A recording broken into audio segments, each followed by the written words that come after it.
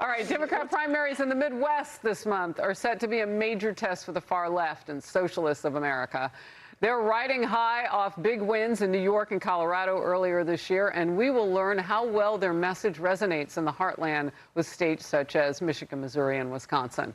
Coming days are going to tell a lot. The entire progressive squad, oh, we haven't said that word in a while because we're too busy saying Democratic Socialists, endorsed progressive Michigan Senate candidate Abdul El-Sayed ahead of tomorrow's primary, and he takes on establishment Democrat candidate Haley Stevens. El-Sayed is also backed by the controversial streamer Hassan Piker, who previously said America deserved 9/11.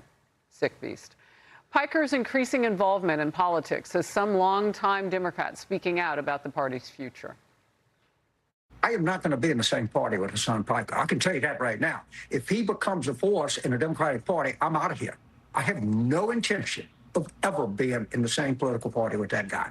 Now, I think that a majority, overwhelming majority of Democrats agree with me. All right, just break for a moment. He's not on the tufted bedpost anymore. Okay, so that's good. Emily, you want to know why he's wearing tufted sunglasses? Yeah, it reminds me of our beloved podcast. The future's so bright when you got to wear shades. Hey, I mean, Carville is carving it out. All right, so he would not be the first to go. Former Democrat Senator Joe Manchin says far-left extremism helped drive him out of the party. Could you ever support a self-described socialist candidate? No. No way. My God, no. Have you seen their platform? They're for dismantling everything that we know, whether it be the structure of government, Congress itself, or the Senate they want to get rid of. And then they start talking about all the crazy things. No police, no this, no this, no that. Are you crazy? We want a crime-free area. We have to have police for that. Yeah. We want a strong defense. We want a strong border. But if Democrats can't say that, and they start lining up with the socialist demands of what you are to be a socialist, energy will be gone.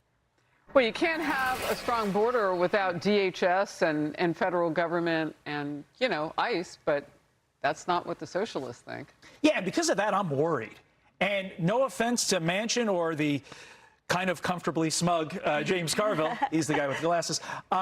Do you think the youths of America that are looking at their TikToks really care what James Carville's saying? So that's why I'm worried. And I know Republicans are going to say, oh, it's so great if we get the Democrat socialist candidate because we match up better against them in the general.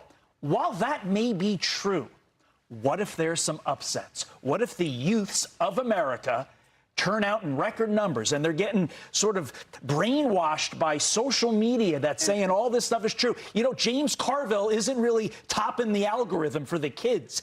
If that happens and you get some socialists winning races that you weren't expecting, the cancer is in the bloodstream. And look at Cuba, North Korea, Russia, China. Socialism/communism, pretty tough to get out of the bloodstream. Lisa. Yeah, I mean, I think the Michigan Senate primary is the one to watch because so far in these primaries, they've been in really deep blue districts. So it's not really indicative that much of the party at whole. But the Senate primary in a state that President Trump won in 2016 and 2024 is. Also, I think Sayed could win in the general election if he ends up winning the nomination. Midterms are a protest election. The electorate is frustrated right now. Presidential elections are different. That's about ideas and direction of a party and a country. So I think he could, and watch them learn all the wrong lessons from it as well. Haley. I don't think that he wins in the general, and that's because of several polls, as a Michigander myself, that show him underwater among independents by nearly 30 points. And it's because that middle that is so often neglected, quite honestly, by both parties, just cannot get on board with the DSA policies. But what I'll say is this. Abdul El-Sayed doesn't have to win Michigan, and he doesn't even have to win the primary to have had a major impact on this race and on the Democratic Party in general. Because what the DSA has done is it has basically forced all of the establishment Democrats, all of the so-called moderates and centrists, to move only one direction, and that is further to the left. And there was a really interesting thing that happened this past weekend where Haley Stevens, who is supposed to be the more moderate Democrat in that primary, was asked, if you lose to El-Sayed, will you endorse and campaign for him? And she said, yes, I am absolutely on the team. I will do everything I can. This isn't even a hostile takeover. They're willing participants in it. They can't even defend themselves from the DSA. So who else is going to do that for them? So from what you were talking about, though, and what I'm hearing from voters, because I've been talking with many of them in the last couple of weeks, particularly as we lead into this last bit of primary season, generation, it's age. It's a generational kind of boot out the door, if you will, and ushering in. If you look at these candidates, they're much younger, in most instances, not all, than the establishment candidates, and especially those complaining about it. And much of the energy for the movement is coming from the youths who have been infected online.